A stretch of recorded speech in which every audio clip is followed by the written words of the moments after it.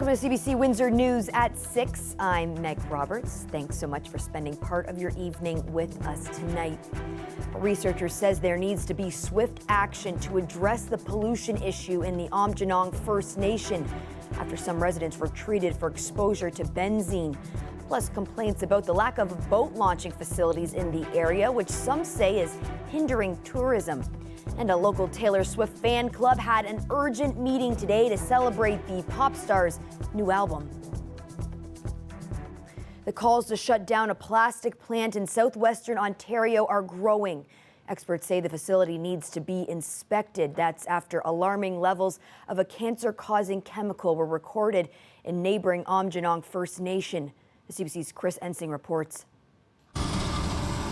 A monitoring van sits on the edge of the Ineos plastic plant. It's tracking benzene levels, a cancer-causing chemical that neighboring Aamjiwnaang First Nation says is making people sick. At least 3 people were rushed to a Sarnia hospital this week, treated for benzene exposure after leaving work feeling dizzy and nauseous. Chief and council want the plant shut down, inspected, and only reopened when emissions are reduced. How many more people have to get sick before Ontario shuts down and takes action? We currently already have environmental compliance officers who've been conducting site visits of Ineos. But Speaker, we will not hesitate to take additional actions to protect the people of Sarnia and Aamjiwnaang First Nations. We don't feel there's a real track record that the ministry is taking this seriously. Scott Grant is an air pollution control engineer who once worked for Ontario's Environment Ministry. Grant was a whistleblower, submitting 3 separate complaints about the significant risks toxic chemicals posed to Aamjiwnaang. He retired from government and is now working with the First Nation, echoing their concerns. We think this has been going on for years, maybe even decades. These monitors were installed in 2019, something Aamjiwnaang demanded for years. Here's data from April. Measured in micrograms per cubic meter of air, Ontario's government says the standard for exposure to benzene is 0.3. On Sunday in Aamjiwnaang, readings peaked at 150. That's far beyond what most people in the province are exposed to each day. So you're now approaching about 300 times what you would see in the community that I live in. Maybe 6 months ago it was maybe 100 times. So there's been a significant jump up, but even within the last couple of years, 100 times is still very high. I just can't speak strongly enough about the injustice that's going on here and the environmental racism that's going on here. James Brophy and his partner Margaret Keith are experts in occupational and environmental health. 20 years ago, they were running the Occupational Health Clinic in Sarnia, collecting data on benzene exposures, including work with people in Aamjiwnaang. You cannot have a forest fire like this going on at your doorstep and, say, well, we'll see if it ever hits your house. There's no question, there's no scientific debate about the danger that these toxic substances pose. For Aamjiwnaang's chief and council, that risk requires appropriate action. They owe us that no exposure. I know the ministry will set something for an exposure, what they feel is dispersible or non-harmful or nothing, but as Anishinaabe, a man from this community, and as Mishomis, as a grandfather, that just can't happen. It just can't happen to our people. Chris Ensing, CBC News, Windsor. There are complaints tonight about a lack of parking at boat launch facilities across Windsor, Essex County. As Dale Molnar reports, some say the area is missing out on tourism because of it. This has gone on for decades. John Bondi runs a fishing tackle shop and a fishing boat charter.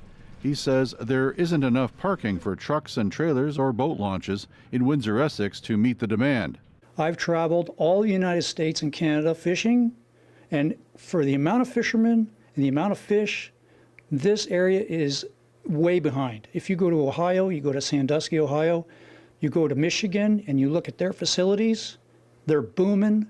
There's plenty of parking, and this county has done an extremely poor job at pushing tourism as far as fishing and hunting goes. Bondi says the boat launch area at LaSalle Landing is a prime example. He says anglers would at least like a gravel parking lot or to be able to park on the grass. He says sometimes fistfights break out over parking or access to the boat launch ramps. Other anglers agree. As you can see from the parking lot, there's only so many spots, and it becomes really chaotic, a lot of frustration, a lot of anger at times. The problem is the worst on weekends this time of year during walleye season. Bondi says the area is missing out on tourism opportunities. People know about the fishing in this area, and we are really missing the boat on economically, really. But the mayor of LaSalle says they are spending money on other amenities on the waterfront, such as the skating and walking trail, and it doesn't make sense to add more trailer parking for a problem that only happens a few weeks out of the year. We've purchased 65 acres of land at LaSalle Landing to be able to expand our entire footprint along the waterfront, but that's going to include things as a fishing area. It's going to have a transient marina. It's going to have our event center. It's going to have a trail system, lots of great things. So at this point, we're not looking to include any additional parking because, like I said, for us, it seems to be more of a seasonal issue. Well, I say that they're going to spend $9 million on a novelty skate trail that's only going to be seasonal for a couple of months a year. I think they could find some money for some gravel parking lot. That's what people want. Walleye. Meloche says she is not ruling out adding more boat launch facilities in the future. CBC News reached out to Tourism Windsor Essex Pelee Island for an interview. However, they declined to comment. Dale Molnar, CBC News, LaSalle.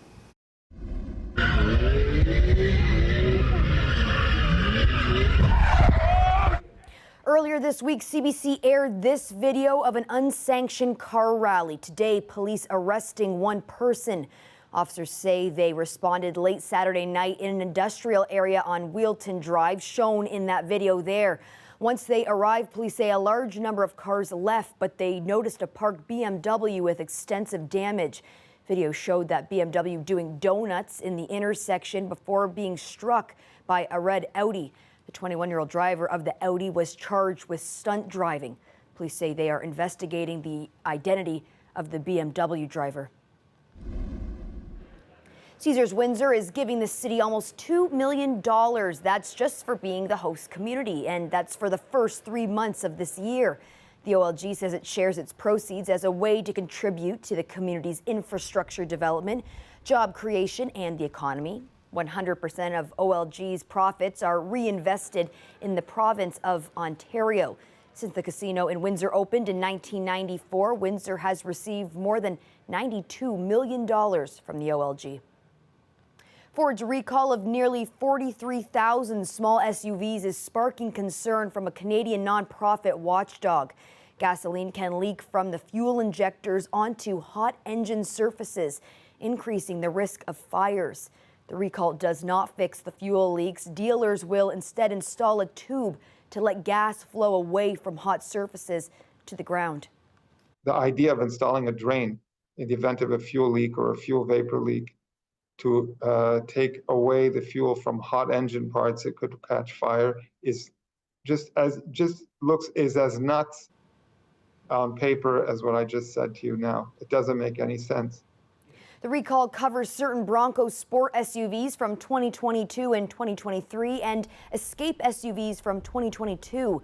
It is also installing software that will disable the high-pressure fuel pump, reduce engine power, and cut temperatures to the engine compartment. The National Highway Traffic Safety Administration in the U.S. is investigating the way Ford is dealing with the problem. Today, a Taylor Swift club at Anderton Public School in Amherstburg called an urgent meeting. On the agenda, the superstar's latest album, which came out today, and of course, the making of friendship bracelets. CBC's Jennifer LaGrassa, a certified Swiftie, caught up in the excitement. I made this one a while ago. It says, "I love Taylor Swift." And she's not the only one. This mega Swiftie has been meeting once a week with her friends to talk all things Taylor at her school's Taylor Swift Club. Today's meeting was especially important given the superstar's latest album release. I was up almost all night waiting for the album to release. It was released at 2 o'clock and I just listened to it all night.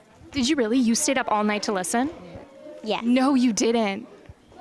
So are you a little tired today? No. Well, I was super, super excited, and I woke up and I started playing the new album, and it was so exciting. There's a big smile on my face, and I couldn't wait to listen to all of them. Okay, Swifties, today at Taylor Swift Club, we are going to take these blank spaces and create our own stickers. Once a week, we get together as Swifties to celebrate all things Taylor Swift. We like to really think about the values that she brings forward, and so we do things that kind of align with that. It's a safe space for these kids to get together, bond over something that they all love so much. And what they love most, her music. She's just really positive and she has really great music. I love her albums and songs. It's good. My favorite part about being a Swiftie is time to sing songs with friends. What's your favorite song to sing? Love Story. Can you give me a little bit? Oh, this table. Okay. Do you want to give me a little love story? Okay, whichever part you want. Me, Juliet, you never have to be alone. I love you, and that's all I really know. And the Taylor energy was so infectious today that even the school's band got in on the fun, playing her hit, Shake It Off.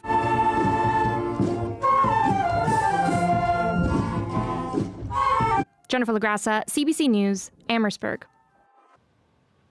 Well, the usual attire to see the Windsor Symphony Orchestra is usually a bit more formal, but for its upcoming show, it wants spectators to ditch the gowns and tuxedos and instead wants to see capes and tights. That's because the show is called Superheroes. The Symphony's music director spoke with Windsor Morning today.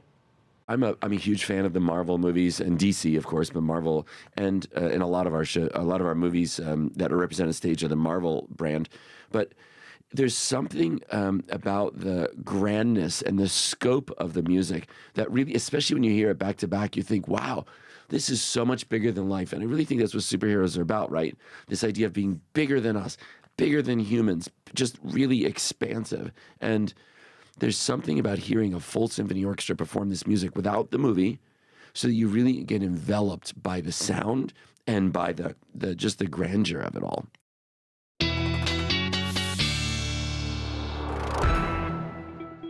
Colette, you were totally spot on, as you normally are. That weather this morning looking a little overcast, a little gloomy, and then by the afternoon, the skies just opened up for some really, really nice weather. It's so nice when it happens, to me anyway, in that way. So maybe it doesn't start off so great, but then it improves, as opposed to having great morning and then the clouds kind of pull in. So yeah, and it's putting us in a great mood, obviously, for the weekend. Yeah, as we head into the weekend. That's right. Okay, and I don't want to dampen anyone's mood, but I do want to talk about some of the colder air we're going to be seeing of some of these overnights as we move through the weekend and into next week. So I thought it'd be a good time to kind of take a look at the average last. I'm using freeze and frost, basically the same, just to simplify things. So we'll say the average last freeze or frost here. We'll lay these down. Let's go in for a closer look to our region of when we might get there. And it's interesting because it's been such a mild winter, an El Nino winter, and yet in some of the cases here in southern and eastern Ontario, that last frost might end up being a little bit later than what would be, say, average. All right, so for Windsor, it does tend to be around mid-April. So I've got us here. You can see the legend above, kind of between early and then late. So yeah, around mid-April is when it would normally be. And for Sarnia, kind of close to that too, but closer to more April 28th, 29th, getting closer to the end of the month. And, obviously when you're close to a lake, that's going to have an impact. Higher elevations will have an impact as well. So it just gives you sort of an idea. Things are basically on track in terms of what we're seeing, even if we do have a couple of days where if not Windsor close by, we're going to see that temperature getting closer to freezing. Speaking of freezing or below, these are current temperatures. We're not just talking about overnight lows. I mean, currently some of the readings very chilly into northwestern Ontario, Manitoba, Saskatchewan too. I mean, they've had a spring snowstorm, not unusual, but that's been going on, what they've been dealing with. These are our current temperatures, mid-teens, with all that sunshine to help kind of heat things up as we go through the afternoon and these early evening hours. Now, the breeze has been a little cool from the west to northwest and gusty at times, but there are the clearer skies, the main system off to the east. a little bit of activity to the north of us and a little bit to the south. So overnight tonight, things are looking pretty good with high pressure, and we'll have dry, quiet conditions, a few clouds rolling through.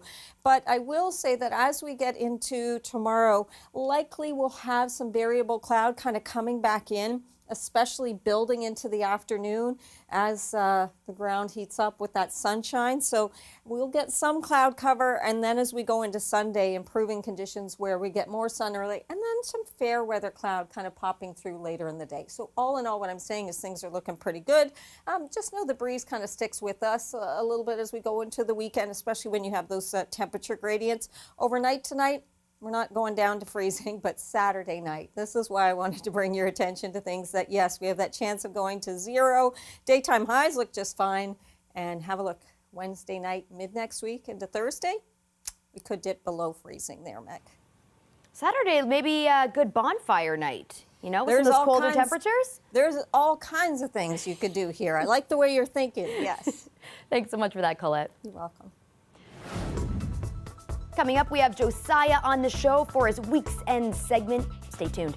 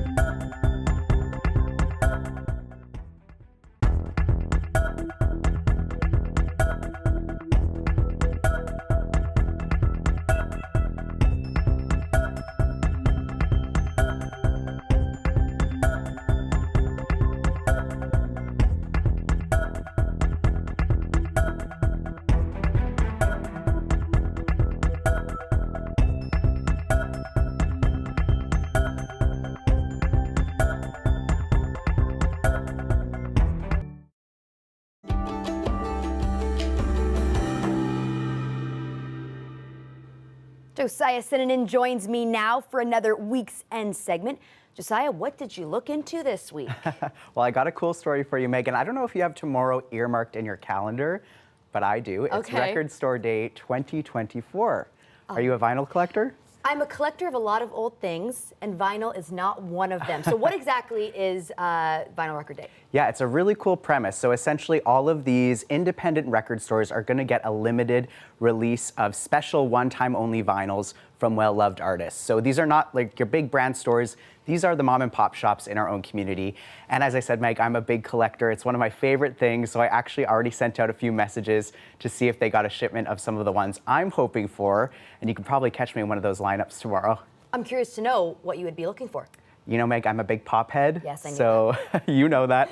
I have a Lily Allen record on my list, a Paramore remix album, Okay. and a Fleet Foxes live concert that got recorded to vinyl. So fingers crossed I can like get away with one of those, but it's gonna be a bit of a lineup. It's gonna be a bit of a competition. And Meg, that vinyl culture is something that was actually explored locally here in Windsor with a documentary maker. It's a new docu-series. I want to introduce you to the person who directed it. His name is Six Langman. And we have a photo here with his daughter, Armony. He's holding a record that he helped produce in this vinyl docu-series that I mentioned. He's a big fan, so is his daughter. She has a big Taylor Swift collection.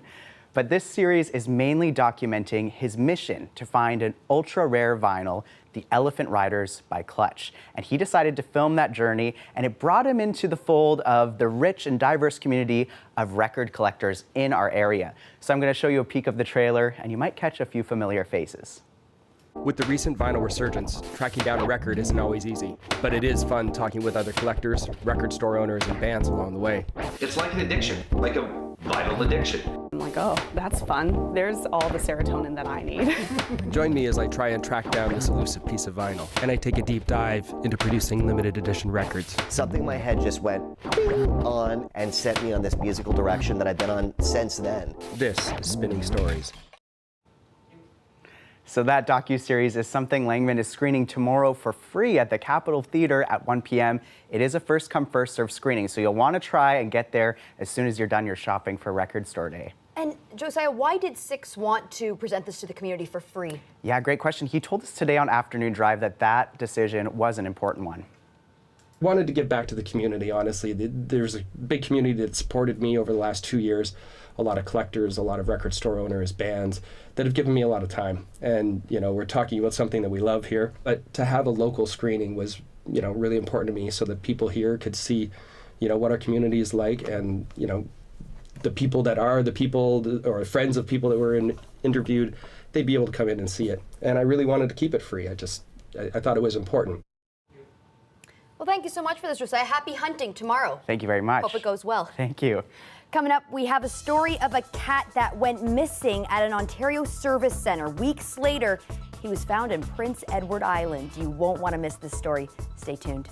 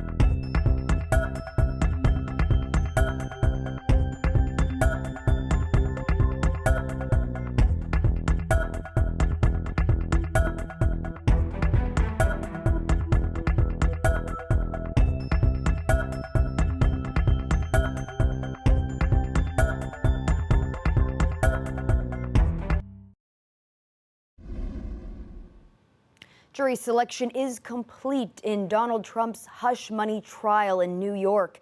It leads the way for opening arguments to begin next week in the first criminal trial of a former U.S. president. Trump lashed out once again outside the courtroom, saying the case is politically motivated. What's happening here with the judicial system is an outrage, and all over the world they're watching it, and all over the world they're saying it. This is a giant witch hunt to try and hurt a campaign that's beating the worst president in history. Trump has pleaded not guilty to 34 counts of falsifying business records. He's accused of participating in a scheme to cover up damaging stories during his 2016 presidential campaign. The allegations include payments to two women, porn actor Stormy Daniels and Playboy model Karen McDougal. Prosecutors say Trump hid the true nature of the payment. He denies the allegations and claims the money was for legitimate business expenses. It's an unavoidable headline for our next story. The cat came back, but his owners, who moved to PEI recently and lost their cat along the way, did think he was a goner. And that cat certainly didn't come back the very next day. In fact, he wasn't found until 2 weeks later. We really missed him when we didn't have him for 2 weeks. And how he has sustained himself in the last 2 weeks is another mystery. We have no idea, but it's an absolute miracle that he's here. We were on our way from just outside London to come to PEI to move here permanently. And on the way, we stopped about 3.5 hours in at Port Hope Service Center, the en route. We went to let the dogs out, and he got out at the same time. By the time he jumped down and underneath the vehicle, I had to settle the dog down, and then we went and looked underneath. He was gone, disappeared. We spent quite a bit of time looking for him. We were both very upset, and we talked to many people, and nobody knew anything about him. And so we went in and left a message with the gas station attendant, and she said she'd look for him after work. So she did that for a few days. We just didn't think we would see him again. As soon as we landed on the island, I went to Township in Summerside to the dealership, and a gentleman there was very good and kind, and he looked under the hood. He looked under the vehicle in 3 different places, but there was no sign of him. So we thought we'd lost him.